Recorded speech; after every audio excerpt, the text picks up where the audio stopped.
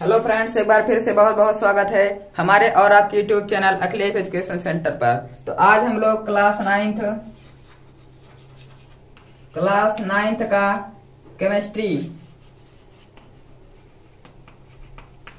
Chemistry का chapter 1 start करेंगे।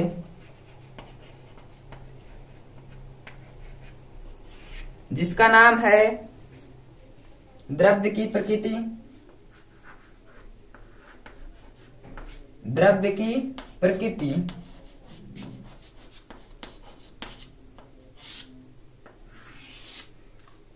द्रव्य की प्रकृति इकाई 3 है।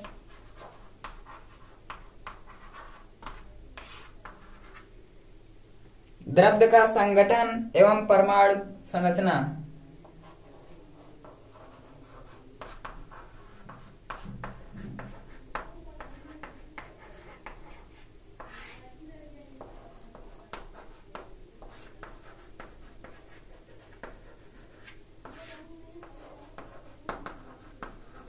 द्रव्य का संगठन एवं परमाणु संरचना। तो द्रव्य की प्रकृति है चैप्टर 1। तो सबसे पहले द्रव्य क्या है? द्रव्य क्या है? एक प्रश्न है कि द्रव्य क्या है। तो द्रव्य वह वस्तु है जो स्थान घेरती है, जिनमें द्रव्यमान होता है और जिनका अनुभव हम अपनी ज्ञानेंद्रियों द्वारा कर सकते हैं। जैसे कि ये हमारा व्हाइट बोर्ड है, तो इसमें द्रव्यमान है और ये इतना स्थान घेरे हुए है, और इसमें कुछ द्रव्यमान है। ये आधा किलो का हो सकता है, 500 ग्राम या 250 ग्राम का हो सकता है। तो इसमें द्रव्यमान भी है और स्थान भी घेरता है, और इनका अनुभव हम अपने ज्ञानेंद्रियों द्वारा कर सकते हैं। ये एक वस्तु है, ये एक चेयर है, और ये एक बुक है, ये मार्कर है, ये चाक है। तो इसमें भी द्रव्यमान है, और यहाँ पर रख देंगे तो इतना स्थान घेर लेगा, अर्थात ये एक प्रकार का द्रव्य है। तो क्या लिखेंगे कि द्रव्य वह वस्तु है। द्रव्य वह वस्तु है या द्रव्य वे वस्तुएं हैं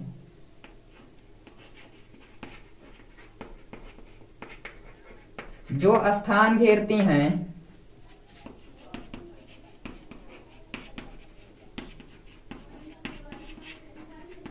जिनमें द्रव्यमान होता है,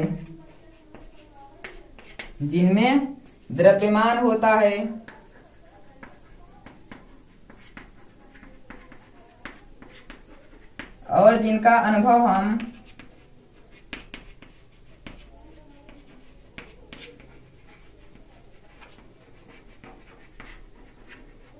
अपने ज्ञानेंद्रियों द्वारा कर सकते हैं। यानी कि उन्हें हम देख सकते हैं या फिर उनका हम अनुभव कर सकते हैं।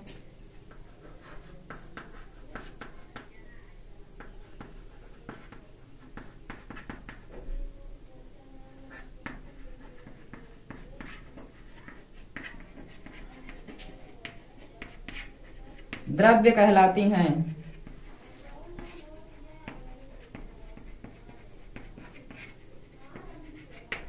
द्रव्य वे वस्तुएं हैं जो स्थान घेरती हैं, जिनमें द्रव्यमान होता है और जिनका अनुभव हम अपने ज्ञानेंद्रियों द्वारा कर सकते हैं, द्रव्य कहलाती हैं। जैसे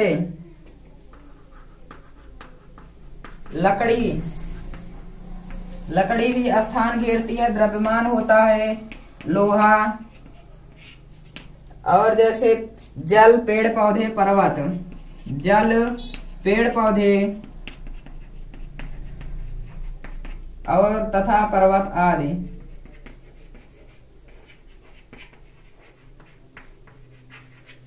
बहुत सी वस्तुएं जो स्थान घेरती हैं, जिनमें द्रव्यमान होता है, जिनका अनुभव हम अपनी ज्ञानेंद्रियों द्वारा कर सकते हैं, द्रव्य कहलाती हैं। और द्रव्य के मूल लक्षण,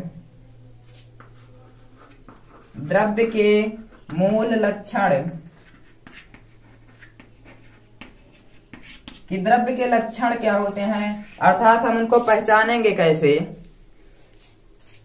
द्रव्य की पहचान उसके 3 मूल लक्षणों द्वारा होती है। द्रव्य का पहचान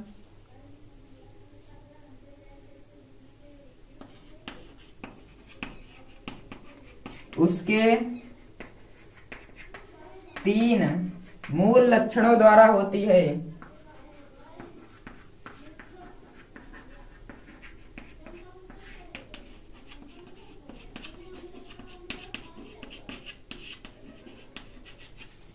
द्रव्य की पहचान उसके 3 मूल लक्षणों द्वारा होती है। तो वो 3 मूल लक्षण कौन कौन से हैं? पहले तो स्थान घेरता है, यानी द्रव्य स्थान घेरता है और इसमें द्रव्यमान होता है। स्थान घेरता है, द्रव्यमान होता है। और दूसरा है द्रव्यमान होगा तो उसमें जड़त्व तो भी रहेगा। जब तक हम उसको उसके स्थान से हटाएंगे नहीं बाह्य बल लगाकर, तब तक वो यहीं पर रहेगा। यानी इसमें द्रव्यमान है तो यहीं पर स्थिर रहेगा। अगर द्रव्यमान नहीं है, बिल्कुल भी नहीं है, तो वो उड़ता रहेगा, यानी आउट ऑफ कंट्रोल रहेगा। अगर द्रव्यमान है तो उसमें हम जड़त्व का नियम लगाएंगे। जब तक कि हम उसको ठेलेंगे नहीं या फिर खींचेंगे नहीं, तब तक वो उसी स्थान पर रुका रहेगा। और तीसरा मूल लक्षण है, इसमें गुरुत्वाकर्षण होता है। तो हम इसको बारी बारी से देखेंगे। द्रव्य के मूल लक्षण नंबर 1 डालेंगे, द्रव्य स्थान घेरता है।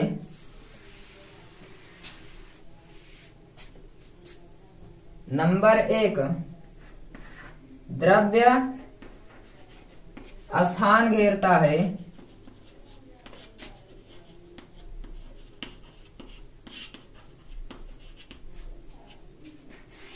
द्रव्य स्थान घेरता है। सभी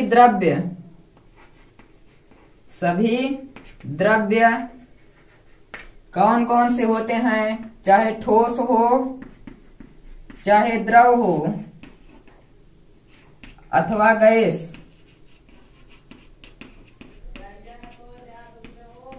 ठोस, द्रव अथवा गैस स्थान घेरते हैं।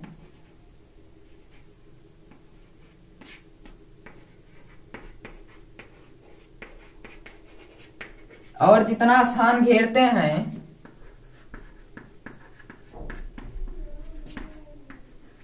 हम जानते हैं कि द्रव्य जो होता है वो स्थान घेरता है। तो सभी द्रव्य चाहे ठोस हो, चाहे गैस हो अथवा द्रव हो, तीनों में से कोई भी हो, स्थान घेरते हैं, ये हमको मालूम है। तो जितना स्थान घेरते हैं वो उसका आयतन कहलाता है। और जितना स्थान घेरते हैं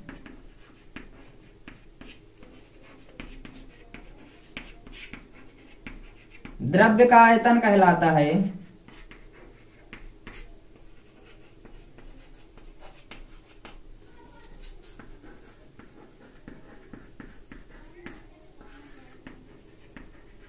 ये इसका पहला मूल लक्षण है कि सभी द्रव्य ठोस, द्रव अथवा गैस स्थान घेरते हैं। तो जितना स्थान घेरते हैं द्रव्य का आयतन कहलाता है। यानी जो वस्तु रहेगी उस वस्तु का आयतन कहलाएगा। जैसे ये इतना स्थान घेरे हुए है, ये इतना स्थान घेरे हुए है, तो ये इसका आयतन कहलाएगा। जितना स्थान ये पूरा घेरे हुए है, ये इसका आयतन कहलाएगा। द्रव्य में जड़त्व होता है। दूसरा मूल लक्षण, द्रव्य में जड़त्व होता है।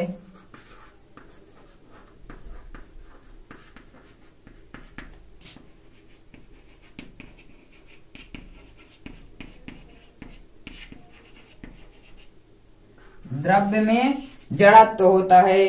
तो किसी भी प्रकार के द्रव्य से बनी वस्तु पर, जैसे किसी भी प्रकार के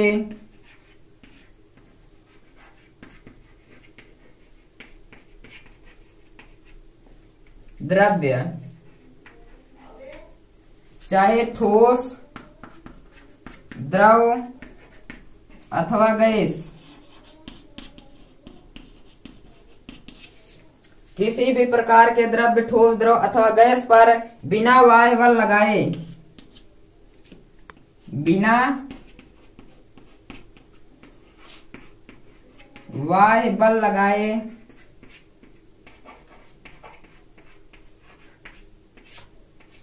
बिना बाह्य बल लगाए वस्तु की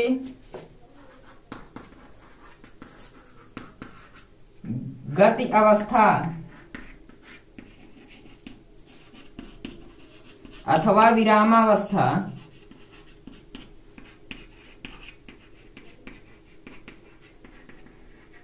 में परिवर्तन नहीं किया जा सकता।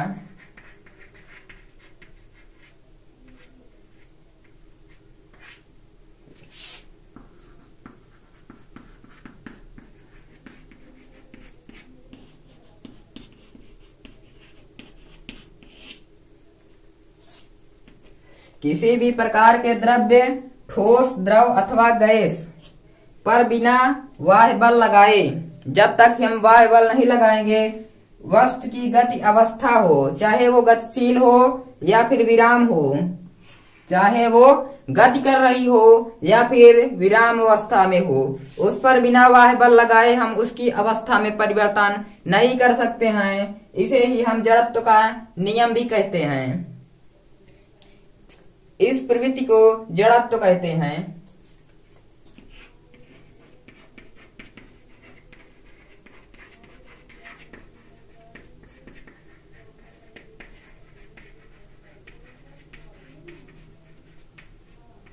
इस प्रवृत्ति को जड़त्व कहते हैं।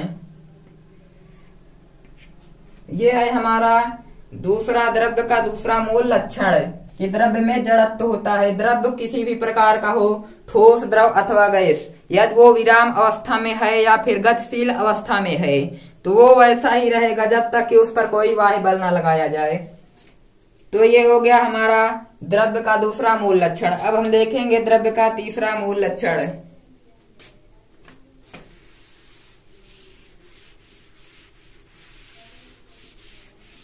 गुरुत्वाकर्षण का।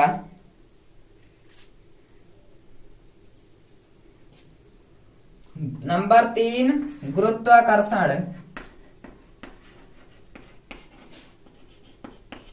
गुरुत्वाकर्षण द्रव्य, चाहे ठोस, द्रव अथवा गैस कोई भी हो, द्रव्य के दो पिंडों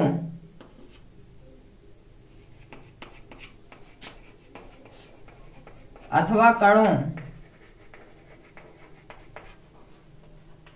द्रव्य के दो पिंडों अथवा कणों के बीच पारस्परिक आकर्षण, द्रव्य के किन्हीं दो कणों अथवा पिंडों के बीच पारस्परिक आकर्षण बल कार्य करता है।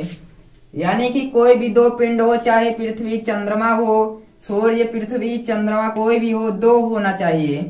द्रव्य छोटे छोटे मूल कणों से बनकर बना होता है, तो द्रव्य कोई भी दो पिंड हो, चाहे सूर्य पृथ्वी हो, पृथ्वी चंद्रमा हो, कोई भी दो पिंड हो अथवा दो कण हो, तो इनके बीच पारस्परिक आकर्षण बल कार्य करता है, तभी ये दोनों स्थिर रहते हैं। तो क्या लिखेंगे हम? द्रव्य के किन्हीं दो पिंडों अथवा कणों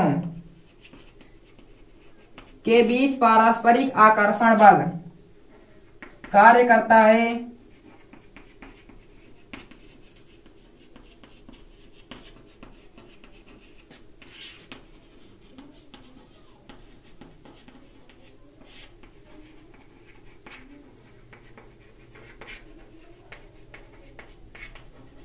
जिसे गुरुत्वाकर्षण बल कहते हैं।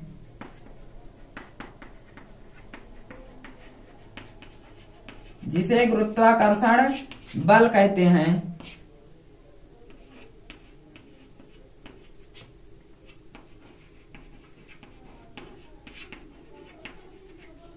द्रव्य के किन्हीं दो पिंडों अथवा कणों के बीच पारस्परिक आकर्षण का बल कार्य करता है, जिसे हम गुरुत्वाकर्षण बल कहते हैं। जब हम पृथ्वी से किसी गेंद को ऊपर फेंकते हैं तो वो नीचे की तरफ क्यों आती है?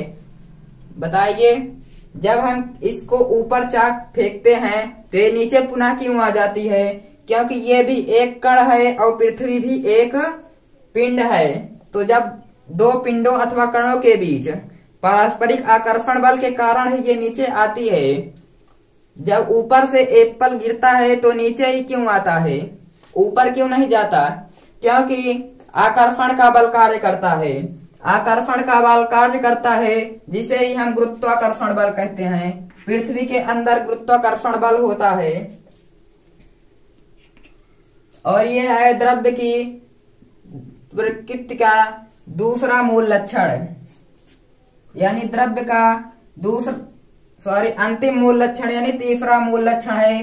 पहला था कि द्रव्य स्थान घेरता है। पहला था द्रव्य स्थान घेरता है और जितना स्थान घेरता है वो उसका आयतन कहलाता है। और दूसरा था कि द्रव्य में जड़त्व होता है, यानी कोई भी द्रव्य हो चाहे गतिशील हो अथवा विराम अवस्था में हो, जब तक कि हम उस पर कोई बाह्य बल नहीं लगाएंगे वो अपनी अवस्था में बनी रहेगी, यानी उसकी स्थिति में परिवर्तन नहीं होगा। और तीसरा है गुरुत्वाकर्षण। द्रव्य के किन्हीं दो पिंडों अथवा कणों के बीच पारस्परिक आकर्षण बल कार्य करता है, जिसे ही गुरुत्वाकर्षण कहते हैं। अब है द्रव्य क्या है। द्रव्य की एक और परिभाषा बनती है।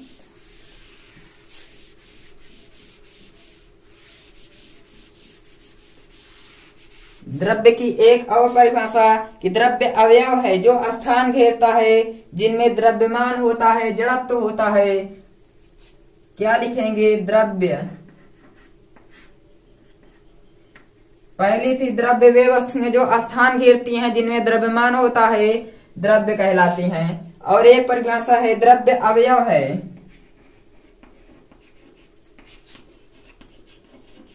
अवयव है जो स्थान घेरता है,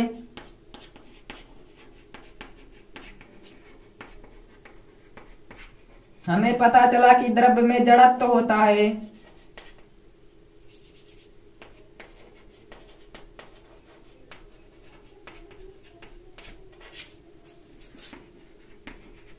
द्रव्यमान भी होता है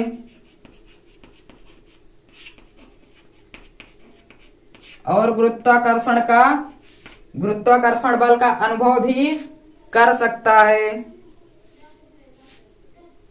तथा जिसमें द्रव्य में गुरुत्वाकर्षण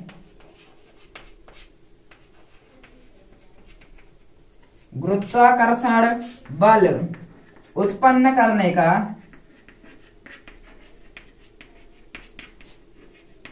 गुण भी होता है।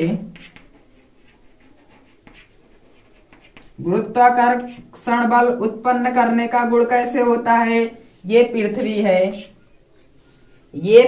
है तो पृथ्वी से जब हम गेंद को ऊपर फेंकते हैं तो ये पुनः वापस आ जाती है, क्योंकि इसमें आकर्षण बल होता है और जिसमें केवल आकर्षण बल होता है उसे कहते हैं गुरुत्वाकर्षण बल। यदि आकर्षण बल के स्थान पर प्रतिकर्षण बल हो तो क्या होगा कि गेंद नीचे नहीं बल्कि ऊपर ही चली जाएगी अनंत तक। इसीलिए इसमें आकर्षण बल होता है दो पिंडों के बीच, और जिसे ही हम बोलते हैं गुरुत्वाकर्षण बल।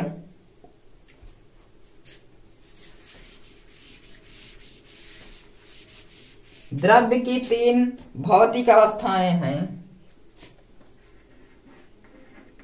द्रव्य की भौतिक अवस्थाएं।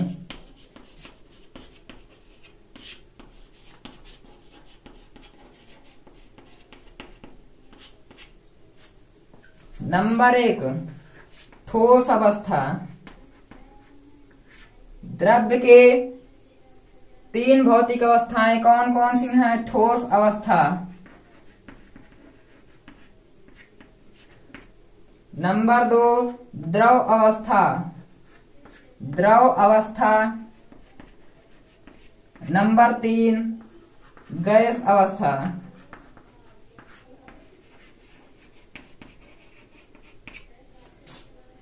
सॉलिड स्टेट,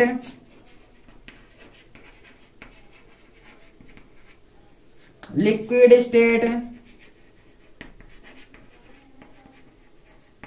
और गैस स्टेट।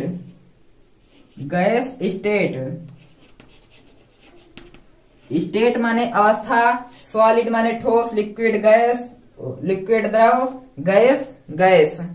तो solid state, liquid state, gas state, ठोस अवस्था, द्रव अवस्था और गैस अवस्था। अब हम देखेंगे ठोस अवस्था क्या है। नंबर 1 डालेंगे ठोस अवस्था।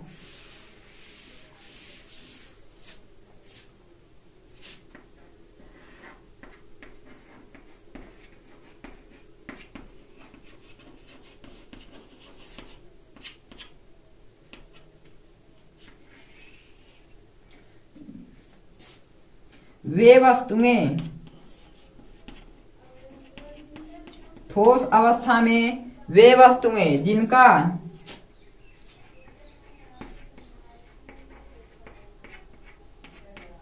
आयतन और आकार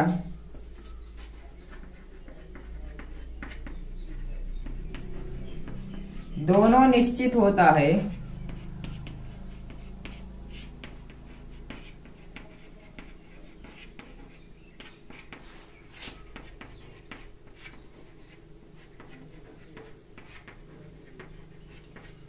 वे वस्तुएं जिनका आयतन और आकार दोनों निश्चित होता है ठोस अवस्था कहलाती है।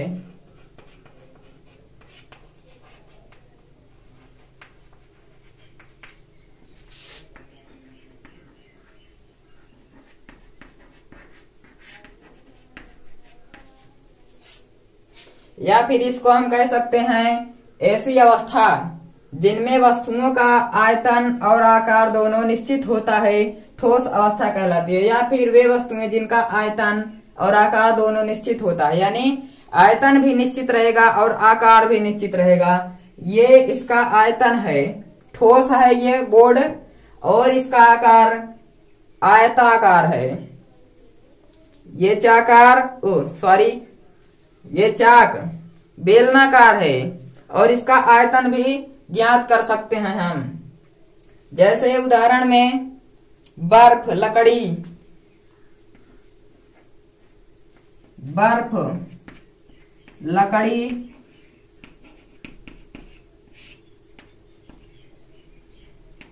तथा धातुएं।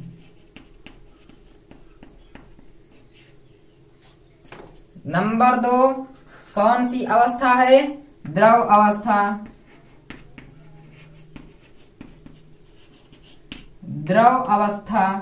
द्रव अवस्था में क्या होता है? ऐसी अवस्था जिनमें आयतन तो निश्चित होता है, ऐसी अवस्था जिनमें वस्तुओं का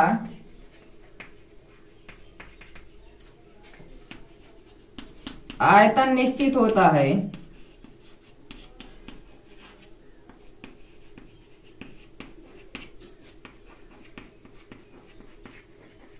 परंतु आकार अनिश्चित होता है।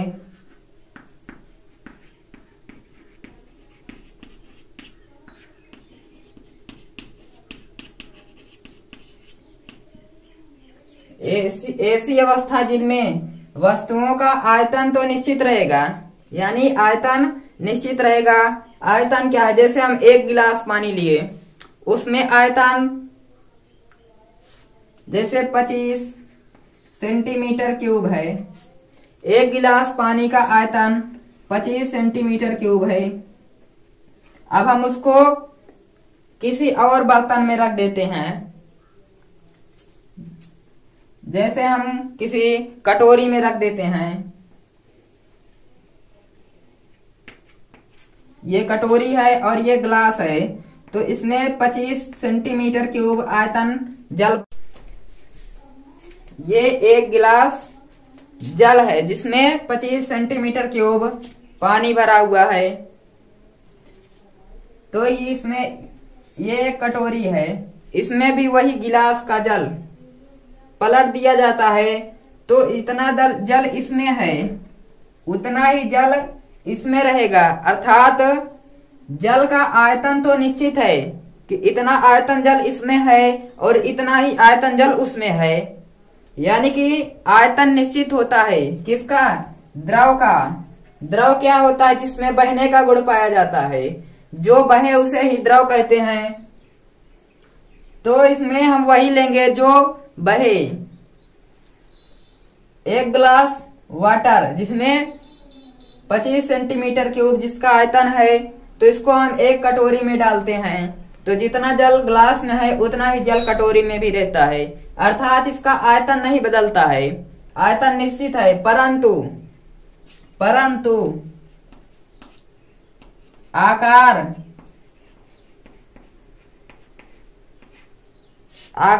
अनिश्चित होता है।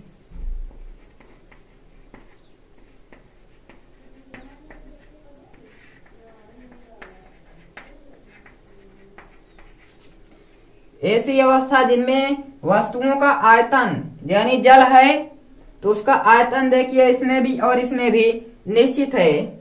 इसमें भी कटोरी भर गई है या फिर ना भरे, फिर भी उसका आयतन निश्चित ही रहेगा। जितना आयतन इसमें था, जितना जल इसमें था, उतना ही जल इसमें भी है। आकार अनिश्चित होता है। कैसे? ये एक गिलास के आकार का था। कैसे? एक गिलास के आकार का, और जब हम इस गिलास के वाटर को इस कटोरी में डाल दिए, तो ये किस आकार का हो गया? कटोरी के आकार का। इसीलिए इसका आयतन निश्चित और आकार अनिश्चित होता है। और हम अब इस जल को पुनः गिलास में डालेंगे तो पुनः गिलास के आकार का हो जाएगा। अब हम देखेंगे गैस अवस्था।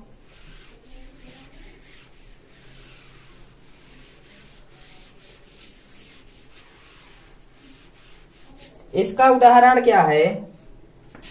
द्रव अवस्था का उदाहरण जैसे जल, तेल, पारा आदि, जिनमें बहने का गुण पाया जाए वो द्रव हो गया, और जिसमें आयतन निश्चित हो, आकार अनिश्चित हो, उसे कहते हैं द्रव अवस्था। अब हम देखेंगे गैस अवस्था क्या होती है। गैस अवस्था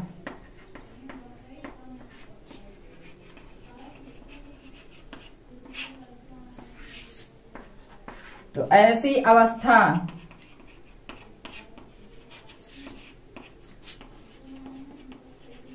जिनमें वस्तुओं का आयतन और आकार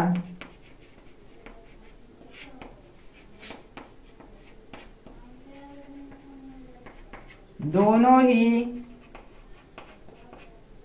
अनिश्चित होता है।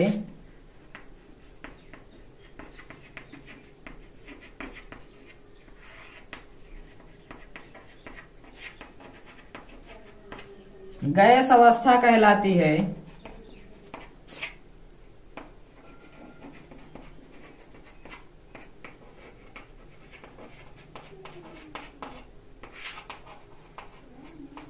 जैसे वायु, ऑक्सीजन, हाइड्रोजन,